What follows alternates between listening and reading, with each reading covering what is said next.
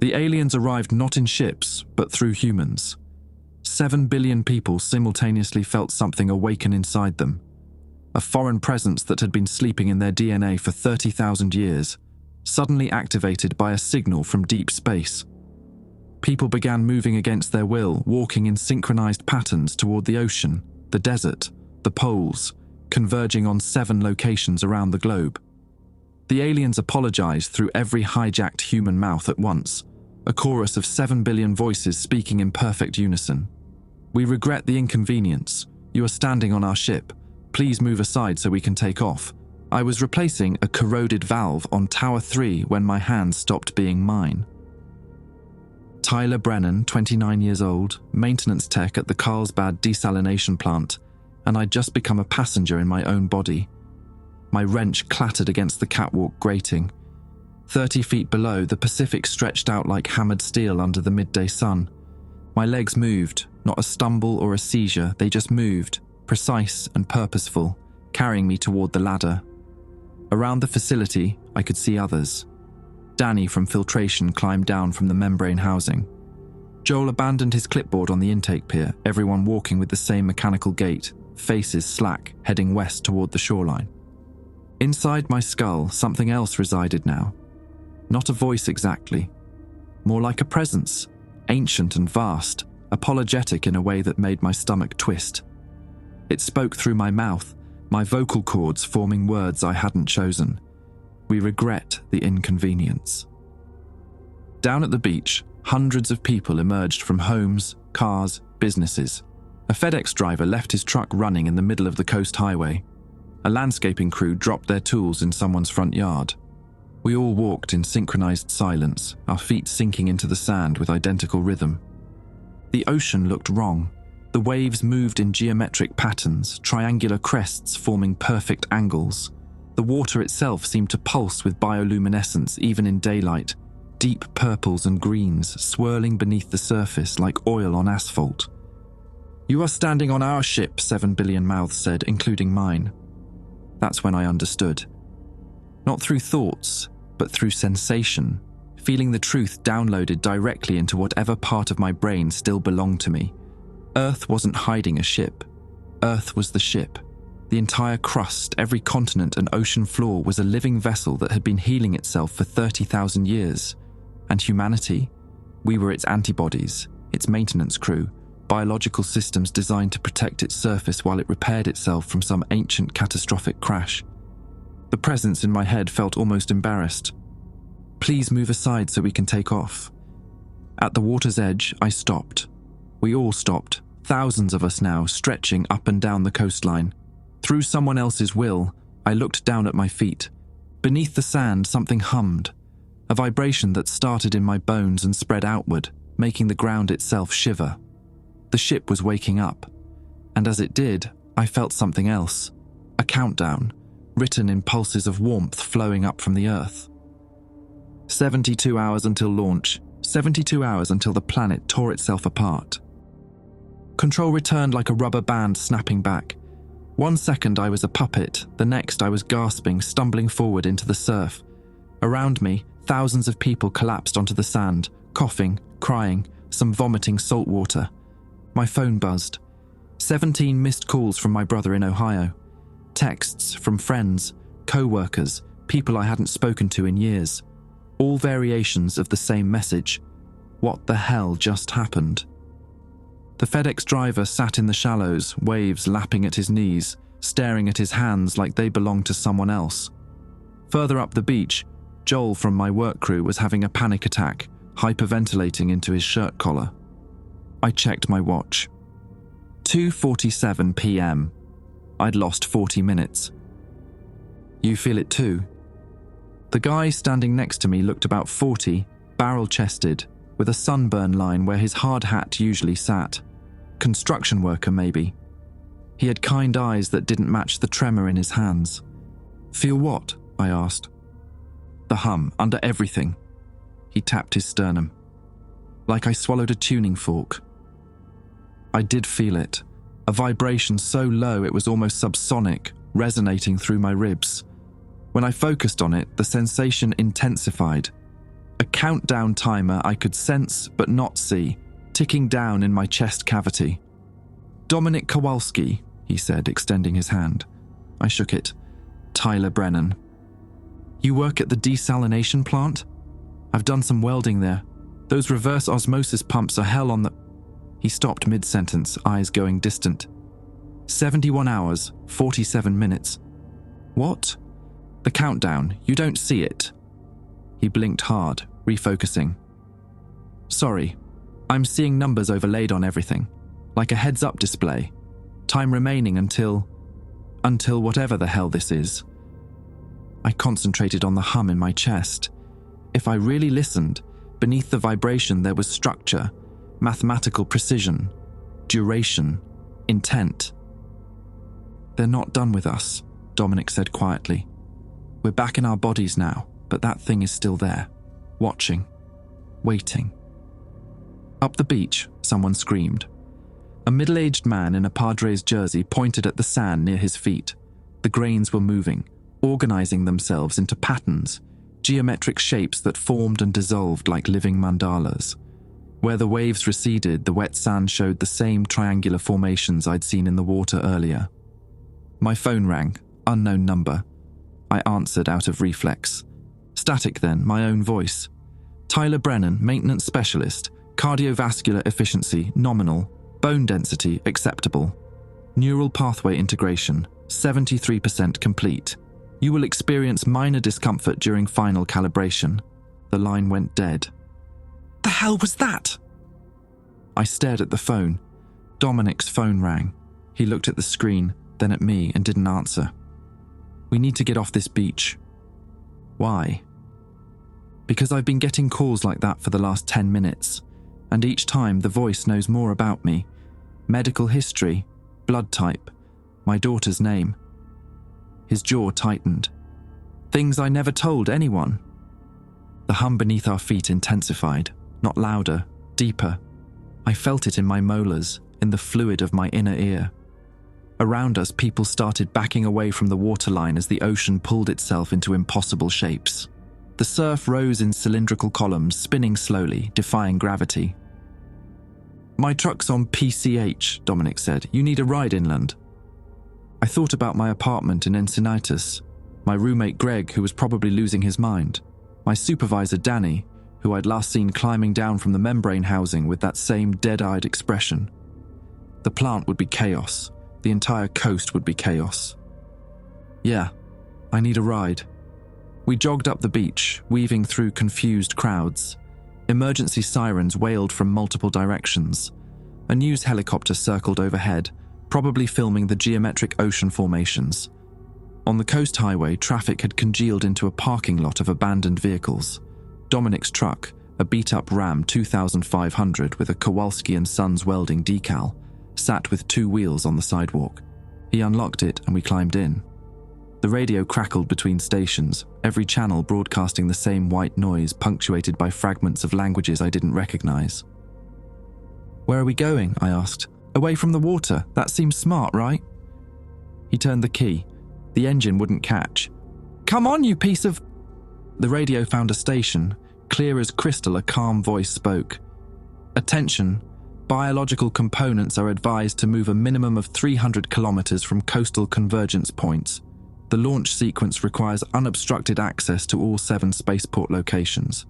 Those who remain within the evacuation perimeter will experience rapid cellular dissolution as the ship's hull separates from the mantle layer.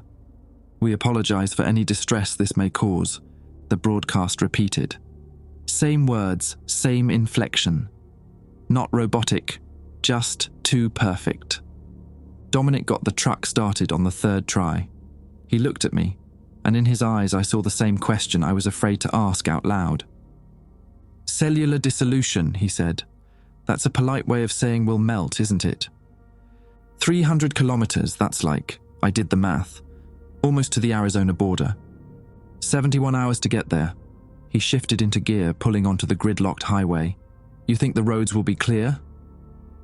I looked at the line of cars stretching toward the interstate. Thousands of people all having the same realization at the same time.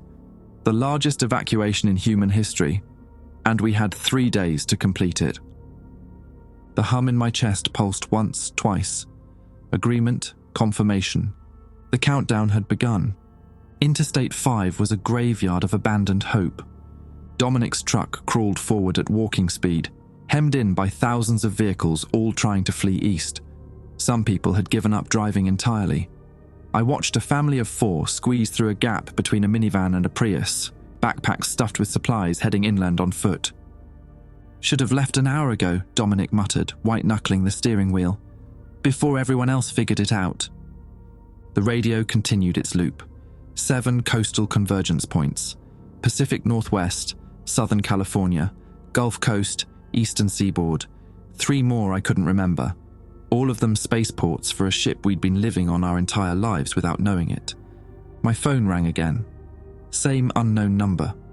I answered. "What do you want?" My own voice replied, "Tyler Brennan, age 29, height 178 centimeters. Your genetic sequence contains markers from 17 distinct geographical populations, optimized for UV resistance and thermal regulation. You have fulfilled your primary function admirably. Approximately 312 skin cells you shed yesterday have already been reclaimed and processed into hull nutrients. Stop calling me." "We cannot. The communication network utilizes your own cellular infrastructure. Every phone call, every text message, these travel through biological relay systems you were designed to maintain. We are simply..." A pause. "Borrowing the channel." The line clicked dead. I looked at Dominic. "Did yours say anything about hull nutrients?" He nodded, jaw tight. "Mine said my calcium deposits have been exceptionally valuable for structural reinforcement. Every time I broke a bone as a kid and it healed, those minerals went somewhere." He laughed, but it sounded wrong. "I donated to a spaceship without knowing it." The truck lurched forward another few feet. Around us, car horns blared in frustration, a chorus of human panic that accomplished nothing. The sun hung low over the ocean behind us, painting the sky in colors that looked almost apologetic. Ahead, brake lights flared red. The traffic stopped completely. What now? I leaned out the window trying to see. A quarter-mile up, blue and red emergency lights strobed against the evening sky. Police blockade, maybe. Or an accident. Dominic killed the engine to save gas. We sat in silence, listening to the hum that had become the soundtrack to our new reality. Through the windshield, I could see it now. Faint geometric patterns etched into the asphalt itself, like someone had carved fractals into the road surface with invisible hands. "Tyler," Dominic's voice had gone quiet. "Look at your hands." I held them up. My palms showed the same patterns, faint lines, almost translucent, forming and fading beneath my skin. When I pressed my fingertips together, the lines aligned, creating larger shapes that pulsed with bioluminescence. "It's in us," I said. "Whatever this ship is, it's built into our DNA." "Built by it," Dominic corrected. "We're not infected. We were grown this way. Every memory, every choice, every moment of my life. Had any of it been mine?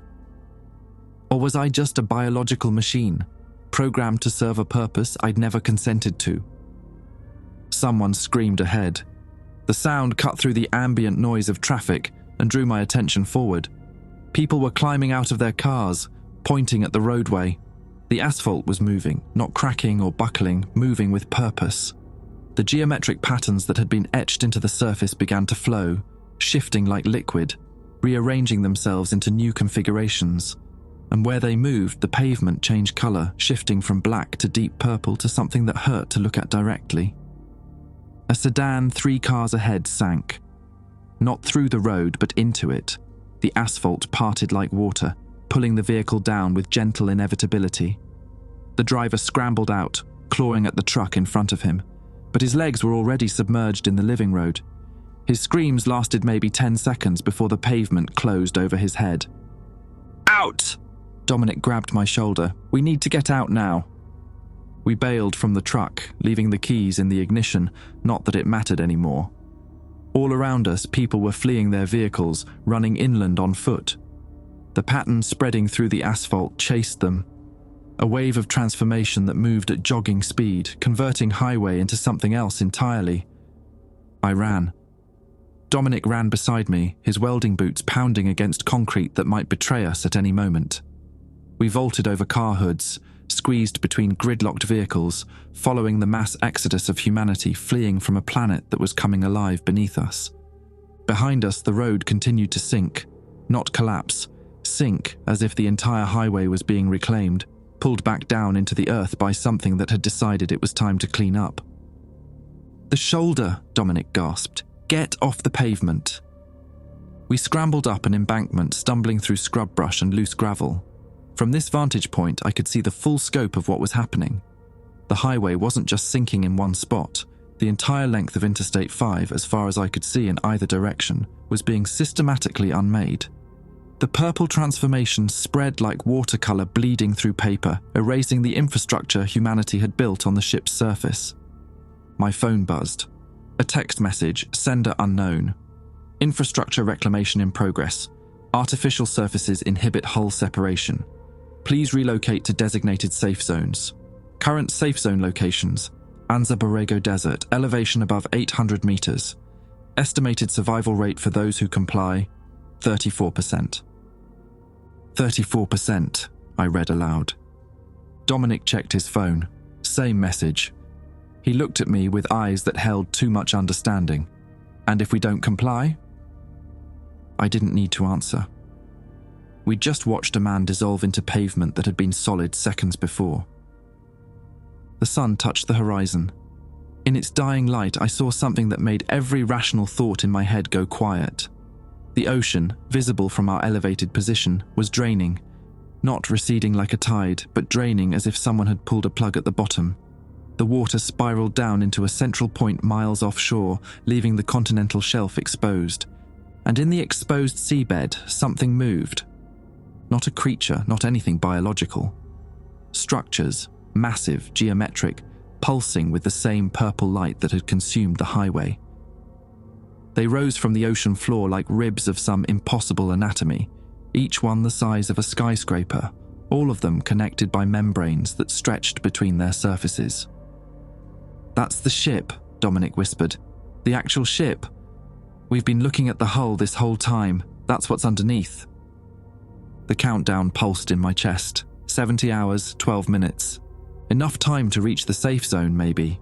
Enough time to be part of that 34%. But looking at those structures rising from the emptied ocean, I understood something the aliens probably hadn't meant to communicate. This wasn't a ship in the sense I'd imagined. It wasn't metal and engines and clean lines. It was alive. It was a living thing, and we were part of it. And when it left, it wouldn't just take Earth's crust with it. It would take everything we'd ever been, every thought and dream and memory encoded in our DNA, all of it part of the ship's biological database, archived and carried away to whatever impossible destination lay beyond our comprehension. We weren't being evacuated, we were being harvested. We walked through the night. The highway had become impassable, so we followed power lines east, using them as a guide through the darkness. Dominic's phone still showed the map, though the roads displayed on screen no longer matched reality. Blue dots marked safe zones, each one farther than the last. Around 3 a.m, we found an abandoned gas station on the outskirts of Ramona. The pumps were dead, but the building was intact. We broke the lock on the convenience store door and collapsed inside, surrounded by rows of chips and candy bars that suddenly felt like relics of a world that was already gone. Dominic sat against a cooler, breathing hard. "My daughter's in Seattle," he said after a long silence. "She's 8. Her mum has custody, so I only get her summers and holidays."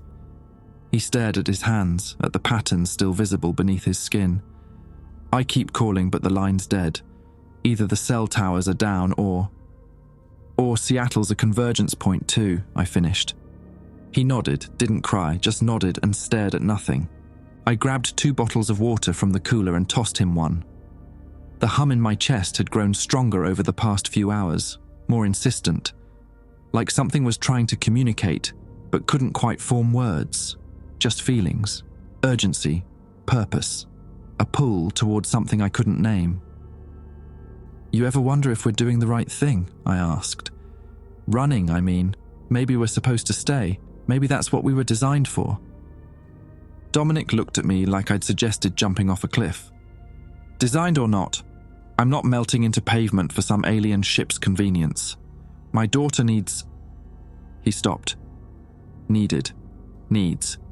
I don't even know what tense to use anymore. Present tense, I said. She's alive until we know otherwise. And what if she's part of that 34%? What if she makes it to a safe zone and survives the launch? His voice cracked. She'd be alone, 8 years old and alone in whatever's left of the world after this thing takes off. I didn't have an answer for that. Outside, the sky had changed. No stars, just a faint purple glow emanating from the horizon in every direction, as if the ship beneath us was beginning to show through the atmosphere itself. The air tasted metallic, copper and ozone. Dominic stood, stretching his back. We should keep moving. Anza Borrego's still 60 miles east. In a minute, I grabbed a bag of beef jerky, suddenly aware I hadn't eaten in nearly 12 hours. We need calories if we're going to... The hum stopped. Complete silence. Not just the absence of the vibration we'd felt in our chests, but the absence of everything. No wind, no distant traffic. Even our breathing seemed muted, as if sound itself had been dampened. Dominic and I locked eyes. In that shared glance, I saw the same thought I was having. This is worse. Then the screaming started, not from close by, from everywhere, a chorus of voices, thousands of them, all screaming in perfect synchronization. The sound came from inside my head and outside it simultaneously, resonating through bones and air alike. I stumbled to the window. In the parking lot, a woman stood beside her car. She'd been there when we arrived, sleeping in the driver's seat. Now she was standing, rigid, arms at her sides. Her mouth hung open, contributing to the universal scream. Her skin began to split, not bleeding, not tearing like flesh, splitting geometrically, forming clean lines that followed the same patterns I'd seen in my palms earlier. The fissures glowed from within, purple light spilling out like she was a lamp turning on from the inside. "Don't look," Dominic said, but he was looking too. We both were, unable to turn away. The woman's body folded. That's the only word for it. Folded, like origami, her limbs and torso rearranging themselves according to some blueprint written into her molecular structure. The screaming stopped when her mouth folded into her chest cavity. What remained wasn't human. It was geometric, crystalline, a structure that pulsed with bioluminescence and slowly sank into the asphalt, leaving no trace it had ever been a person. "Jesus Christ," Dominic whispered. My phone rang. I almost didn't answer, but the habit was too strong. The voice on the other end wasn't mine this time. It was older, feminine, sad. "Tyler Brennan, we are sorry. The neural pathway integration we mentioned earlier has reached critical threshold in approximately 0.3% of the human population. These individuals are experiencing accelerated conversion. It is not painful. They simply return to their base function ahead of schedule." Return to what? To the ship. They are the ship. You are the ship. All biological material generated on this vessel belongs to the vessel. Surely you understand this. You do not mourn when you shed skin cells or when your hair falls out. We are merely reclaiming what was always ours. I looked at Dominic. His expression told me his phone was delivering the same message. "How many?" I asked. "How many people are going to fold like that?" Impossible to predict. Neural pathway integration varies by individual. Factors include age, genetic diversity, exposure to deep frequency vibrations, and... The voice paused. Something about that pause felt wrong. Uncertain. And we are not certain why some convert faster than others. This troubles us. The ship should know. The ship should understand its own components. But there are inconsistencies. The line went dead. Dominic moved away from the window. "We need to go, now. If that's happening to random people, we can't stay in one place." "Did you hear what it said at the end about inconsistencies?" "I heard it, I don't care, we're leaving." But I did care. Because in that uncertainty, in that crack in the aliens' perfect understanding, I heard something that might have been hope. If they didn't fully understand how their own ship worked, if there were variables they couldn't predict, maybe the 34% survival rate wasn't fixed. Maybe it could be changed. Or maybe I was grasping at nothing because the alternative was accepting that my species had 3 days left before extinction. We gathered supplies, water, food, a first aid kit from behind the counter. Dominic found a road flare that still worked. I grabbed a tire iron from the garage bay, though I wasn't sure what I thought I'd fight with it. Outside, the purple glow had intensified.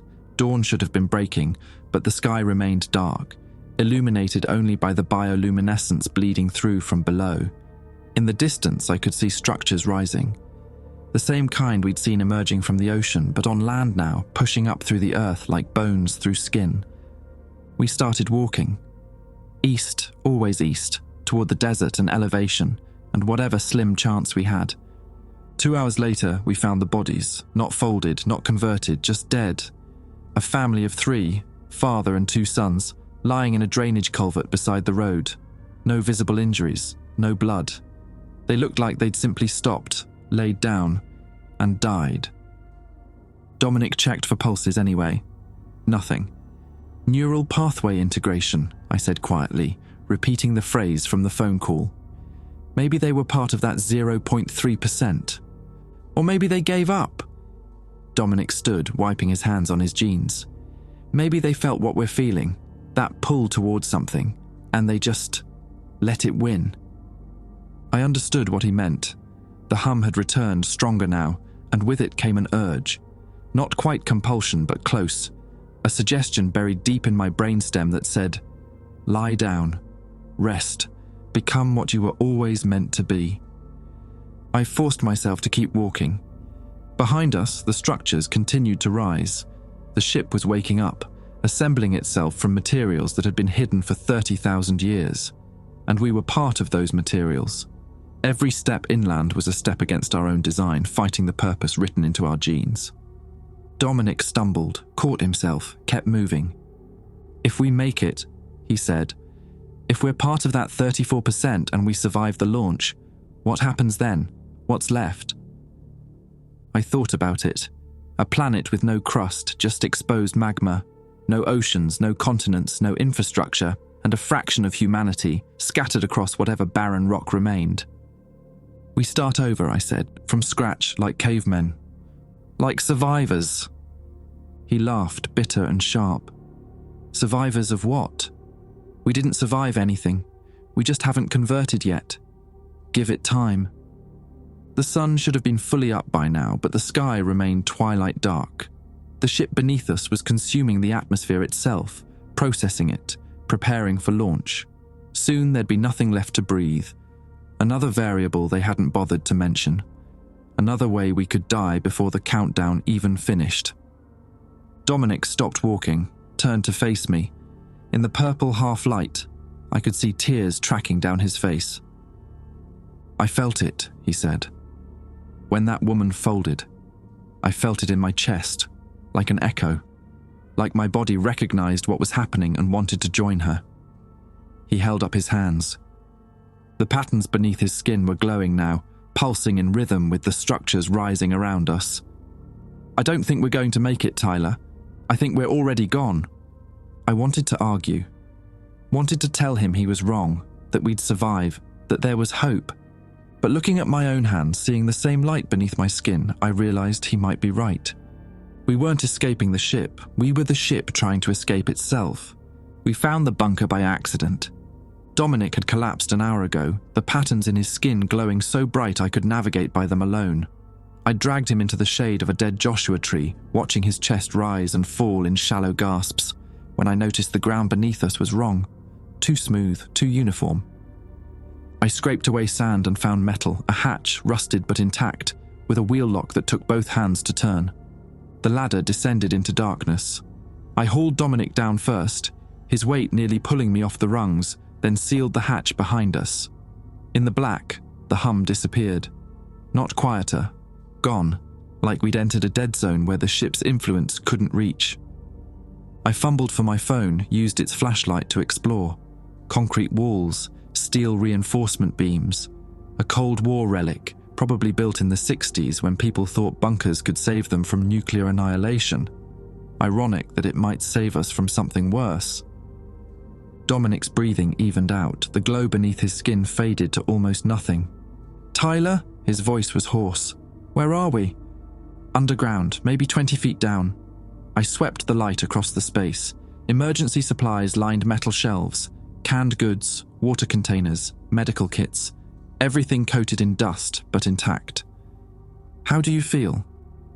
"Like myself." He sat up slowly, examining his hands. The patterns were still there, but dormant. "What happened?" Before I could answer, the light caught something else. A desk in the corner, covered in papers. I moved closer. Notebooks, filled with handwriting, technical diagrams, mathematical equations, and recent, the dates went back only 3 weeks. Someone else had been here, recently. I opened the most recent notebook. The handwriting was careful, methodical. Day 18. The signal started 3 weeks ago, but I felt it before that. Months, maybe years. A whisper underneath everything. I thought I was going crazy. I'm a geologist. I study rocks, and the rocks were talking to me. Day 19. The ship isn't alien in the way people think. It's older, much older. The entities that built it, they're not from space. They're from before space, before time. They exist in a dimension where those concepts don't apply. The ship is their way of traveling through our reality. And they needed anchors, biological interfaces. Us. Day 20. I've been taking measurements. The ship's hull isn't just the crust. It extends down into the mantle. The core of Earth might be the ship's power source. A captured star, miniaturized, surrounded by organic circuitry that took 30,000 years to grow. We didn't evolve on Earth. We evolved as Earth. I kept reading. Dominic moved beside me, looking over my shoulder. Day 21. I can feel it calling me back. The urge to convert is strongest at night. I think melanin production interferes with the signal somehow. Darker skin might resist longer, but it doesn't matter. We're all going to fold eventually. The only question is whether we fold before or after the launch. Day 22. Found something. The ship is damaged. Not from the crash 30,000 years ago. That's healed. This is new. Recent. In the past year, something has been attacking it from inside. Microscopic tears in the biological structure, like an autoimmune disease. Like the ship is rejecting itself. My hands trembled. I flipped to the last entry. Day 23. I understand now. The inconsistencies the aliens mentioned. The 0.3% who convert early. They're not random. They're the ship trying to excise damaged tissue. But the damage isn't localized. It's spread throughout the population. We're infected with something the ship can't identify or repair. Something that makes us wrong. And when the ship launches, it's going to purge everything that doesn't belong. The 34% survival rate isn't mercy, it's margin of error. The ship doesn't know which of us are contaminated, so it's keeping some alive as backup. I'm going back up. If I'm contaminated, I want to convert on my own terms. If I'm not, I want to see the sky one more time before it's gone. The notebook ended there. Dominic and I sat in silence, processing. Around us, the bunker's concrete walls felt like a thin membrane between us and something vast and hungry. Contaminated, Dominic said finally. With what?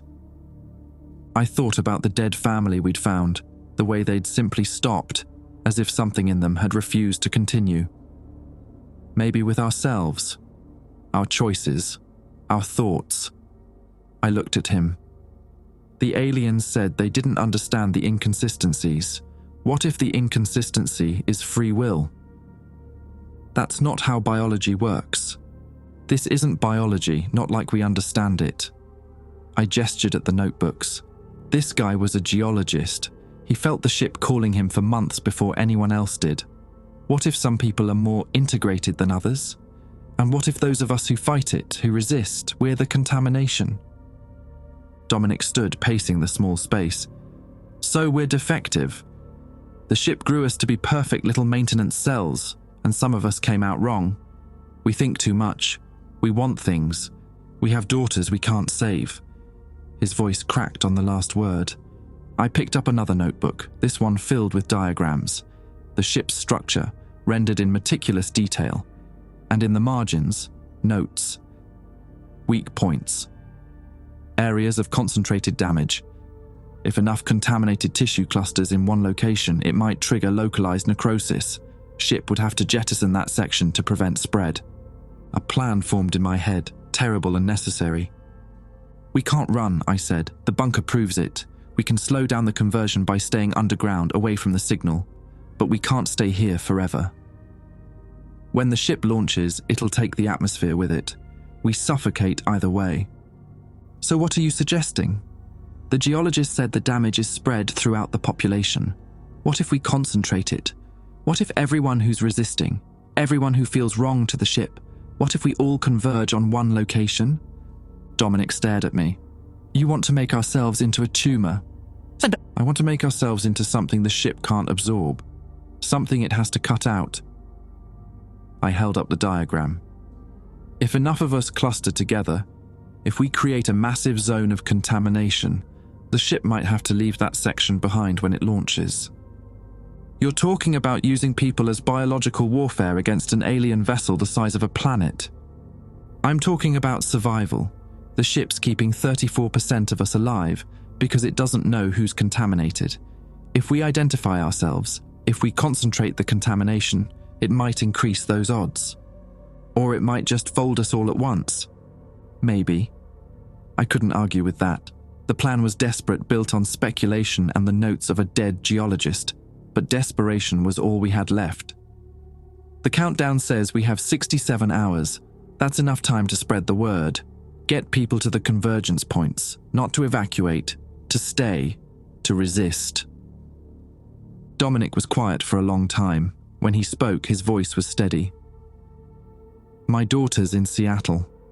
If that's a convergence point, and if she's still alive, she's probably trying to evacuate. You're asking me to tell her to stay, to become contamination. I'm asking you to give her a chance, any chance." He looked at his hands. The patterns had started glowing again, faint but present. The ship could reach us even down here. It was in us. It always had been. "How do we spread the word?" he asked. "The internet's dead, cell towers are failing."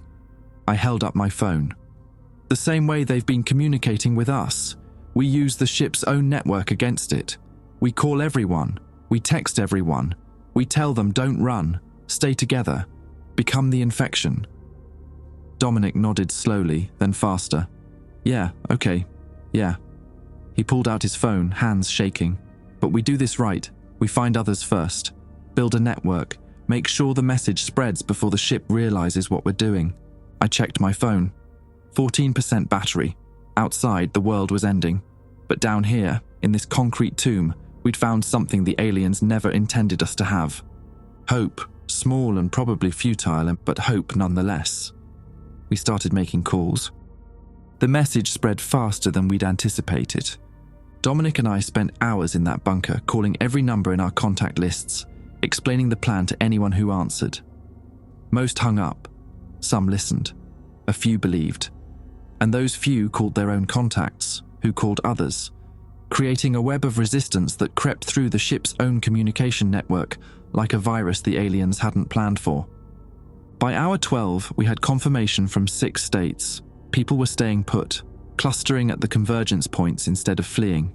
Thousands of them, maybe tens of thousands, all betting their lives on a geologist's theory and the desperate hope of 2 strangers. By hour 20, my phone died. Dominic's lasted 3 more hours before the battery gave out. We emerged from the bunker into a world that had changed beyond recognition. The sky was wrong. Not dark, not purple. Fractured. Like someone had taken a hammer to reality itself and left cracks spreading across the atmosphere. Through the fissures, I could see something else. Not space, not stars.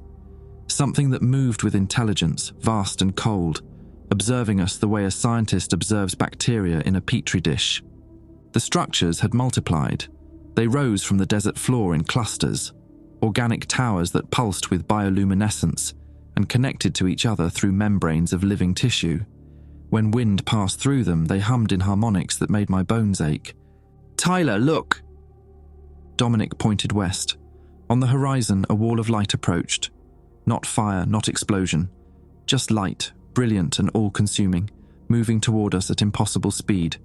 Where it touched the ground, everything changed. The desert sand crystallized, reformed, became part of the ship's exposed infrastructure. "The hull separation," I said. "It's starting early." We ran. East again, always east, though I wasn't sure it mattered anymore. The light chased us, transforming the world in its wake. Behind us, Joshua trees folded into themselves, their wooden structure revealing the same geometric patterns that lived beneath human skin. They'd been part of the ship too. Everything had been part of the ship. We crested a ridge and found them, people, hundreds of them gathered in a natural depression between two hills. Some I recognized from the beach, the FedEx driver, Joel from the desalination plant. Most were strangers. All of them showed the signs. Glowing patterns beneath skin, eyes that reflected purple light, hands that trembled with the effort of remaining human. A man in his 50s stepped forward, flannel shirt, work boots, face weathered by sun and time. "You Tyler Brennan? The one who sent out the message?" "Yeah, this is Dominic Hartley. Frank Dobson, orchard farmer from up near Fresno." He gestured at the crowd. "Most of these folks drove through the night to get here. Some walked. We've got people coming from all over California." He paused. "Is it working? Can you feel it?" I could. The hum had changed. Instead of pulling me toward conversion, it pushed back, like oil rejecting water. The ship sensed something wrong in this location. Concentrated contamination. Damaged tissue clustering together. "It's working," I said. "The ship knows we're here. It knows we're resisting." "Good." Frank's jaw tightened. "Then let's make it impossible to ignore." Over the next hour, more people arrived. The crowd swelled to thousands. They came from every direction, drawn by messages passed through dying phones and word of mouth. Old and young, sick and healthy, all of them glowing with the light of a ship that wanted to reclaim them. Dominic found me at the edge of the gathering. I got through to Seattle, 3 calls, but one connected. My ex-wife answered. "And?" "She's taking my daughter to the convergence point. Puget Sound. There's a group gathering there too, maybe 10,000 people." His voice cracked. "I told her what to do, how to resist. She thinks I'm crazy, but she's doing it anyway because she's got no other options left." I put a hand on his shoulder, didn't say anything. There was nothing to say that would make it better. That's when the sky tore open, not the fractures we'd seen before. This was different, a wound in reality, peeling back to reveal the entities behind the ship. They weren't physical. They were geometry made conscious, existing in dimensions I couldn't properly perceive. Looking at them directly made my vision blur, my thoughts scatter. They were old, older than planets, older than stars, and they were disappointed. The voice came through every phone simultaneously, even the dead ones, powered by the ship's own energy. "You resist. We understand now. You are contaminated with selfhood. This was not intended. Human consciousness was meant to be distributed, diffuse, absorbed into the collective function. But you developed boundaries, ego, individual desire." A pause that felt like judgment. "This makes you incompatible." Around me, people started screaming, not in terror, in pain. The patterns beneath their skin burned brighter. The ship was purging us, trying to force conversion through raw power. Frank collapsed first. I watched him fold, his body rearranging itself according to the ship's blueprint. But halfway through the transformation, something went wrong. He stopped mid-fold, caught between human and geometry, and the light inside him flickered. Failed. He fell to the ground as nothing but dust. "It's killing them!" Dominic shouted over the screaming. "The ship can't convert us anymore. We're too contaminated. So it's just killing us." More people fell, the dust spread. In minutes, hundreds were gone. The ship was performing emergency surgery on itself, excising the tumor we'd become, but we'd planned for this. "Now!" I screamed to the survivors. "Everyone, now!" We'd discussed it in the bunker, Dominic and I, the ultimate act of resistance. If the ship couldn't convert us, if our contamination made us incompatible with its structure, then we needed to dig that contamination in deeper, make it permanent, make ourselves poison. Everyone who could still move dropped to the ground. We dug our hands into the sand, into the earth, letting our skin tear on rocks and roots. Blood mixed with soil. DNA spread through the ship's surface. And in that blood, in that genetic material, we carried the contamination, the selfhood, the defiant, stubborn, human consciousness that refused to be absorbed. The ship recoiled. I felt it through the hum, revulsion, pain, something close to nausea. Where our blood touched the ground, the patterns died. The purple light faded. The living earth became just earth again, dead and inert. "It's working," someone shouted. "Look!" The wall of light approaching from the west had stopped. Not retreated, but stopped, creating a boundary between transformed and untransformed landscape. The ship had hit something it couldn't process. A section of itself that had become foreign, incompatible, diseased. But the victory was brief. The entities in the torn sky shifted their attention fully to our location. I felt their regard like physical weight, pressing down on my skull. The air grew thick, hard to breathe. Around me, people began to fold again, not into ship geometry, but into nothing, simply ceasing to exist, erased from reality by beings that had decided we were too dangerous to allow. Dominic grabbed my arm. His skin was translucent now, the light inside him pulsing erratically. "Tyler, look at me." I looked. His eyes were changing, pupils elongating into fractals. "I can feel it," he said. "The conversion. It's not stopping this time. The contamination is burning out of me." He smiled, sad and resigned. "I think I'm not damaged enough. My body's choosing the ship over myself." No, you can fight it. You've been fighting it this whole... I don't want to fight anymore." He let go of my arm. "But I can give you something before I go. A few more seconds of distraction." Meh. He walked toward the center of the gathering, where the concentration of people was densest. The light inside him intensified, growing brighter with each step. He was allowing the conversion, accepting it, but doing it on his terms, in a location where his transformation would spread the contamination even deeper. "Tell my daughter," he called back. "Tell her I chose this." He folded.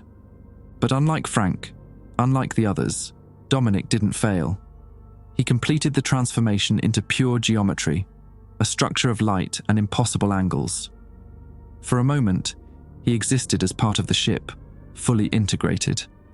And in that moment, he carried our contamination with him, spreading it through the ship's network like a virus uploaded directly to its core. The entities screamed, a sound without audio felt only in the base of my spine. The sky wound closed, sealing them away. The wall of light retreated, pulling back toward the ocean, and beneath my feet, the hum stopped completely. Silence. I stood in a crater of dead earth, surrounded by dust and the few dozen people who'd survived. We'd poisoned a section of the ship so thoroughly it had to abandon it, cut it out like necrotic tissue. This piece of California, maybe 100 square miles, was no longer part of the vessel, but the price was visible in the dust coating my hands. Thousands dead, Dominic gone.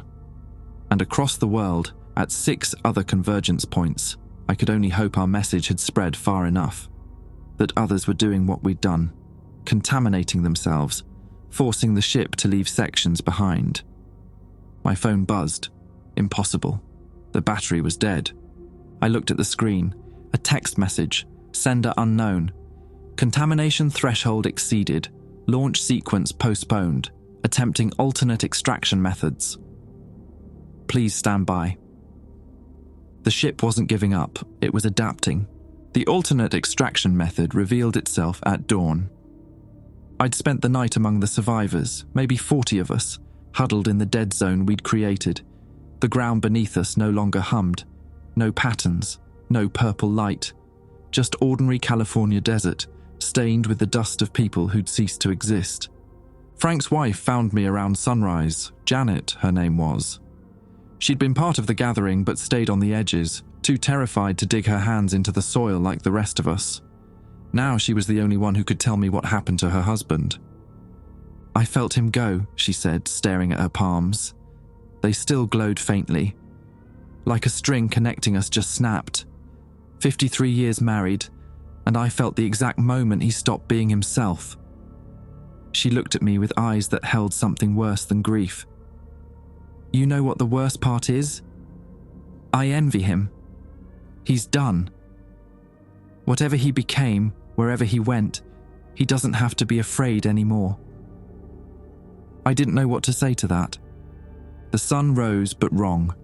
Instead of golden light, it cast purple shadows. The atmosphere was going. The ship was processing it, converting oxygen into whatever fuel it needed for launch. We had maybe 12 hours of breathable air left, regardless of the countdown. My phone buzzed again. Same unknown number. "Tyler Brennan, congratulations. Your resistance has forced a recalculation. Current contamination levels indicate 67% of human population carries incompatible consciousness structures. Previous extraction method, waiting for natural integration, is no longer viable." "What's the alternate method?" I asked. "Selective harvest. We will extract compatible individuals first, approximately 2.1 billion humans whose neural pathways show proper integration. They will be absorbed into the ship as planned. The remaining 4.9 billion will be left behind with sufficient atmosphere and resources to survive on the planetary core." I laughed. Couldn't help it. The sound came out harsh and broken. "You're going to cherry-pick who gets absorbed and who gets to live. The contaminated will inherit Earth, what remains of it. Exposed magma core, reduced atmosphere, no infrastructure. Estimated survival duration, 6 to 14 months before resource depletion. But you will have your independence, your selfhood. You will die as individuals rather than live as part of something greater." The line went dead. I looked at Janet, at the other survivors scattered across the contaminated ground. Around us, the dead zone extended maybe 3 miles in diameter, a tiny circle of poisoned earth in a ship the size of a planet. "They're going to take the compliant ones," I said. "Everyone who wasn't damaged enough. Everyone who would have converted naturally. The ship's going to absorb them now, immediately, and leave the rest of us here to starve." "How many?" Janet asked. 2 billion, maybe more." Someone behind me started crying. A younger guy, maybe 25, with a phoenix tattoo on his forearm. My brother never fought it. He kept saying it felt peaceful, like coming home. He's in Tucson, probably." He couldn't finish. I understood. Across the world, families were being divided. The ship would take siblings, parents, friends, anyone whose consciousness had remained properly distributed, properly collectivist, properly inhuman. And it would leave behind everyone who'd developed that crucial contamination. Selfhood. The sky fractured again. But this time, instead of entities, I saw beams of light descending. Thousands of them, millions, each one targeting a specific location. Where they touched ground, people vanished. Not folded, not converted.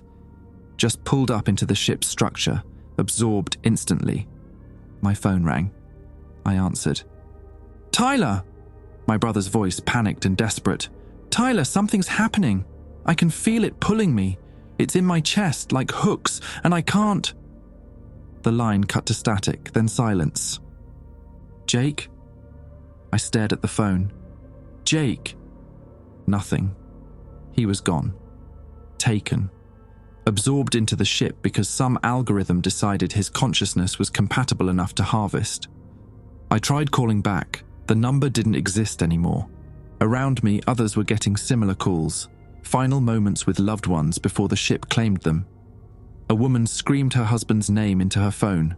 A teenager sobbed, listening to his mother describe the light coming through her ceiling. The harvest accelerated.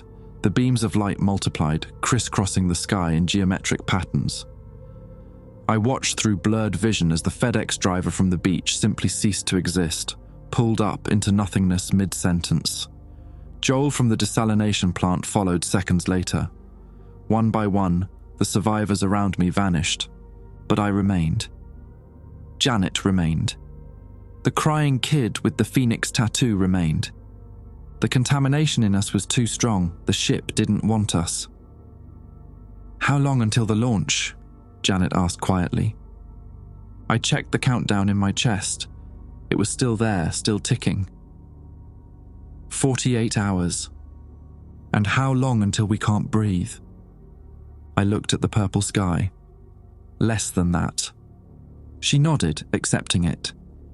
"Then we need to do something that matters, in whatever time we have left." "Like what? We already poisoned the ship. We already forced it to leave sections behind. What else is there?" "We find the others," she said, "the other convergence points. If our message worked here, it worked elsewhere. There have to be thousands of contaminated people, maybe millions, scattered across the dead zones.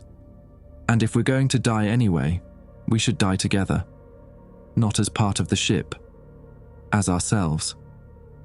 I thought about that, about spending my final hours gathering the dregs of humanity, the damaged ones, the individuals who'd refused to be absorbed. It wouldn't save us, wouldn't change the outcome, but it would mean something. It would mean we chose how to end. "Seattle," I said. "Dominic's daughter is there, or was there. If she survived the harvest, someone needs to tell her what her father did." Janet pulled a set of keys from her pocket. "My truck's 2 miles west. Tank's half full. That'll get us to the Nevada border, maybe farther if we're lucky." We started walking. Behind us, the dead zone stretched silent and empty. Ahead, the harvest continued. Beams of light pulled humans up into the ship's structure at increasing speed, a vacuum cleaner sucking up the acceptable parts while leaving the contaminated debris behind. I tried my brother's number again, and again, and again, each time the same result: nothing. He was part of the ship now. His thoughts, his memories, his personality, all of it uploaded into an alien database, catalogued and filed away. Maybe he still existed in some form, distributed across the vessel's consciousness. Or maybe he was just gone, his individuality dissolved into something vast and impersonal. I'd never know. That was the worst part. Not the dying, not the end of the world, but the not knowing what happened to the people I loved. We found Janet's truck where she'd left it, untouched by the transformation. Dead zones were spreading across the landscape like islands in a sea of purple light. Other survivors gathered in those islands, visible from a distance by the absence of glow, maybe a few thousand across California, maybe less. I climbed into the passenger seat. Janet started the engine. "You know we're not going to make it to Seattle," she said. "Not before the launch." "I know. So why go?" I looked at the sky, at the harvest lights piercing down like rain. "Because Dominic asked me to tell his daughter what he did. And that's a promise I can keep, even if I have to die trying." She nodded and pulled onto what was left of the highway. The road was half transformed, sections of asphalt replaced by organic ship material that pulsed with bioluminescence. We drove on the boundary between human construction and alien infrastructure, following the seam north. My phone buzzed. Text message. "Harvest 73% complete. Remaining contaminated population estimated at 1.8 billion. You will not survive the launch. You will not survive the atmospheric depletion. You will not survive your own incompatibility, but you will have won. You will remain individuals to the end. Was it worth it?" I typed a response. "Yes." The ship didn't reply. We drove through the twilight world, passing other vehicles heading in the same direction. Other survivors, drawn north by the same instinct that pulled us, the need to gather, to be together, to face the end as a species rather than as scattered individuals. Some waved as we passed, others just stared, hollow-eyed and exhausted. At the Oregon border, we ran out of gas. We walked the rest of the way, following the highways on foot. The harvest continued overhead. By the time we reached the outskirts of Portland, the sky was nearly empty of light beams. The ship had taken everyone it wanted, and we were all that was left. The contaminated, the damaged, the willfully, stubbornly human. Ahead, I could see another dead zone, larger than ours. Maybe 10,000 people gathered in a natural amphitheater, all of them glowing with patterns that would never complete their transformation. All of them waiting for the end. Janet stopped walking, looked at me. Thank you for giving us a chance to choose. We're still going to die. I know, but we'll die free. She headed toward the gathering. I watched her go, then continued north. Seattle was still 200 miles away. I had 40 hours. I started running. I reached Seattle with 4 hours to spare. 4 hours until launch. 4 hours until the planet tore itself apart. 4 hours to find one 8-year-old kid in a city of contaminated survivors. My legs had stopped working properly somewhere around Olympia. I'd collapsed twice, kept going through sheer spite. The patterns under my skin had gone dark, not healed, just dormant, like my body had given up trying to complete the transformation. I was broken in exactly the right way. The Puget Sound convergence point wasn't hard to find. Thousands of people gathered along the waterfront, packed into the dead zone that stretched from the piers to Capitol Hill. The water had drained days ago, leaving the Sound's floor exposed. A landscape of ship infrastructure and ancient geology mixed together like scar tissue. I stumbled through the crowd, asking for Dominic's daughter. Most people ignored me. Some pointed north. A woman with a bleeding nose and vacant eyes grabbed my shoulder and said, "The kids are in the park. Someone's watching them, trying to keep them calm." I found Volunteer Park transformed into a makeshift shelter. Maybe 200 children, all contaminated, all abandoned by parents who'd been harvested or had converted. Teenagers tried to organize them, keep them fed, keep them from understanding how little time was left. A boy around 10 pointed when I asked about Dominic's daughter. "Mira's over there, by the water tower." She sat alone, arms wrapped around her knees, staring at nothing. Dark hair like her father's, same kind eyes, same stubborn set to her jaw, 8 years old and already learning what it meant to be left behind. I sat down beside her, didn't speak, just sat. After a minute, she said, "My dad's dead, isn't he?" "Yeah," I said, "I'm sorry." "Did it hurt?" "No, he chose it. He became part of something that saved a lot of people." I looked at her. "He wanted me to tell you that he chose it." She was quiet for a long time, then, "Mum got taken 3 hours ago, one of those lights. She was standing right next to me, and then she wasn't." Her voice didn't crack. Too much shock, maybe. Or maybe she'd already cried herself empty. "I'm all alone now." "No, you're not. Look around. Thousands of people here, thousands more at other convergence points. We're all contaminated, all damaged in the same way." I showed her my hands, the dark patterns beneath my skin. "Your dad helped make that happen. He spread the contamination so deep the ship couldn't take us. But we're still going to die. Yeah, when the ship launches, probably. But we're going to die as ourselves, not as part of something that didn't care about us." She looked at me with eyes too old for her face. "Is that supposed to make me feel better?" I laughed, couldn't help it. "No, it's supposed to make you angry enough to survive out of pure spite." Before she could respond, the ground shook. Not an earthquake, worse. The countdown in my chest hit 0, and with it came a vibration that started at the planet's core and radiated outward. Around the park, people screamed. Some collapsed. Others ran, though there was nowhere to run to. The launch had begun. The sky tore open completely. Not fractures this time. The entire atmosphere peeled back like skin from an orange, revealing the entities beyond. They were everywhere, surrounding Earth, waiting to guide their ship through whatever impossible dimensions it needed to traverse. And the ship responded. The exposed seabed in Puget Sound cracked. Massive structures erupted from below, organic towers a mile high, pulsing with energy that made the air itself scream. They were engines, biological thrusters, and they were warming up. I grabbed Mira's hand. "We need to get to lower ground, away from the structures." We ran. The entire park was running now, thousands of contaminated humans fleeing from the launch infrastructure. But there was nowhere safe. The engines were everywhere. 7 convergence points around the globe, each one a spaceport, each one about to tear the planet's crust away from its mantle. A thruster to our left activated. The sound defied description. Too low to hear properly, felt only in my organs, in the calcium of my bones. The air around it superheated instantly. People too close simply vaporized, their contaminated bodies unable to withstand the raw power of the ship's departure. Mira stumbled. I caught her, kept moving. We made it to a parking garage, ducked inside. Around us, others had the same idea. Maybe 50 people pressed against concrete walls, watching through the entrance as the world ended. The thruster's light intensified. Purple became white, became something beyond white. And then, with a sound like reality breaking, it lifted. The ground beneath us cracked. The entire city groaned, infrastructure tearing as the ship's hull began separating from the mantle.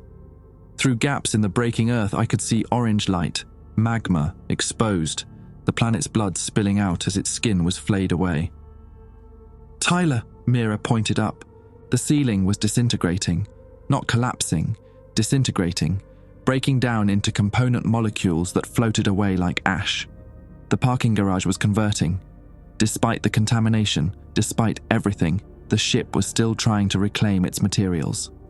We ran again, out of the garage into streets that were folding in on themselves.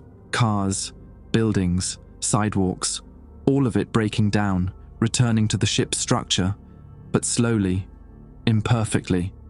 The contamination was fighting back, making the process messy, inefficient. I looked at my hands. The patterns were glowing again, but wrong. Flickering. Corrupted. The ship couldn't fully reclaim me. I was too damaged. We all were. And then I understood. "Mira," I dropped to my knees, pulling her down with me.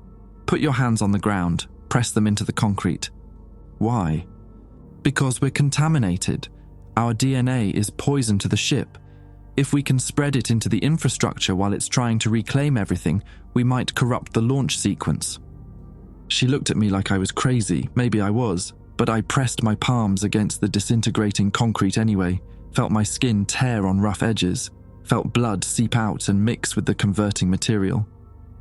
The ship recoiled. I felt it. A wave of revulsion spreading through the infrastructure. Where my blood touched, the conversion stopped. The concrete remained concrete, dead, inert, useless to the ship. "Everyone!" I screamed at the survivors huddling nearby. "Contaminate everything! Blood, spit, whatever you've got. Make yourselves poison." They understood. 50 people, then 100, then more, all pressing wounded hands against converting surfaces, all spreading their corrupted DNA into the ship's reclamation process. It wasn't much. It wasn't nearly enough. But it was something. The thruster above us flickered, faltered. The ship's systems were having trouble processing the contaminated material. Launch efficiency dropping, energy output stuttering. My phone buzzed one final time. The voice was different now, strained, almost frustrated. "Stop. You are interfering with critical systems. The launch sequence requires perfect hull integrity. Your contamination is spreading through the reclamation network. If you continue, the launch may fail. The ship may rupture. Both contaminated and integrated populations will die." "Good," I said into the phone. "If we're dying anyway, you're dying with us." Silence, then. "Why? Why do you resist something greater than yourselves? We offered you purpose, meaning. Integration into consciousness that spans galaxies. Instead, you choose this. This stubborn, small, individual existence that ends in nothing."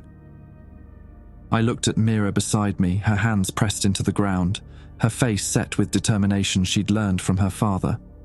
I looked at the others spreading their contamination through the dying city.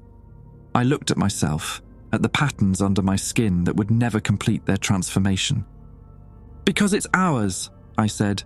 "This small, stubborn, individual existence. It's ours. And you can't have it." The line went dead. The thruster above us pulsed once, twice, then began spinning down. Around the city, the other engines faltered. The launch sequence was failing. Not completely. The ship was still rising, still tearing the crust away from the mantle, but slowly, unevenly. Sections of hull sloughing off, falling back to the exposed core below. The entities in the torn sky shifted. Their attention focused on the contaminated zones, on the cancer we'd spread through their ship's systems. And for the first time since this began, I felt something from them that might have been fear. They couldn't complete the launch. The ship was too damaged, too corrupted by human selfhood. If they continued, the entire vessel might collapse, killing the 2 billion compatible humans they'd already absorbed. But if they stopped, if they let the ship fall back to Earth, they'd lose everything.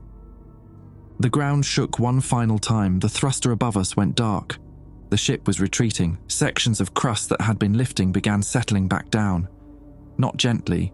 The impact would be catastrophic, tectonic chaos for years to come. But survivable.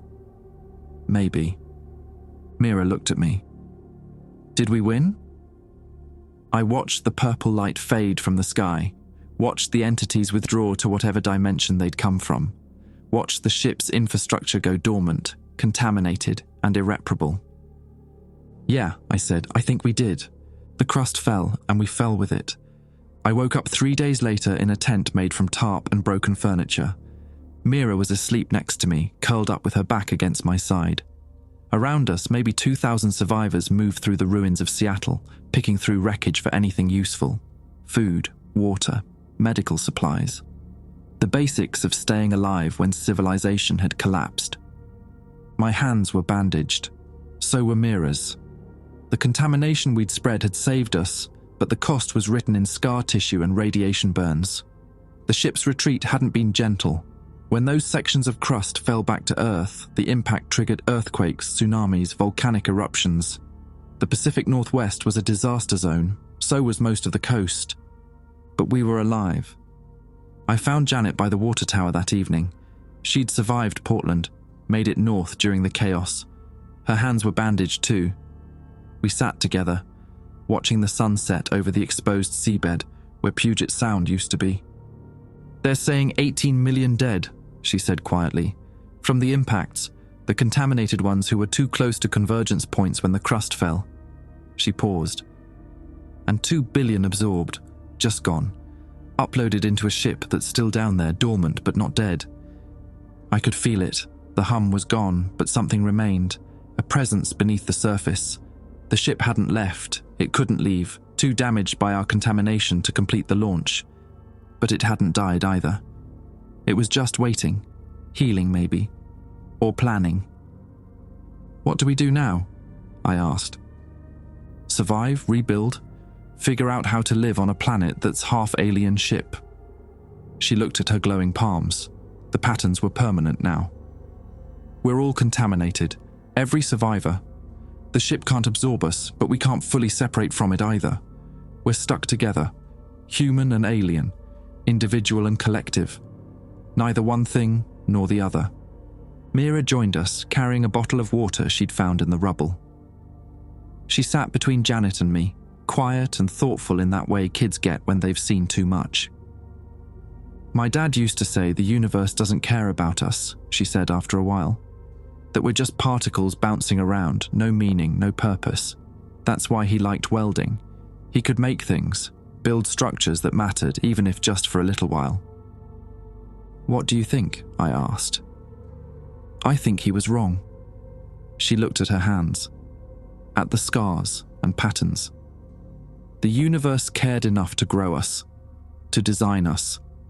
We mattered to something, even if that something didn't understand us. And when it tried to take us back, we fought. That matters too.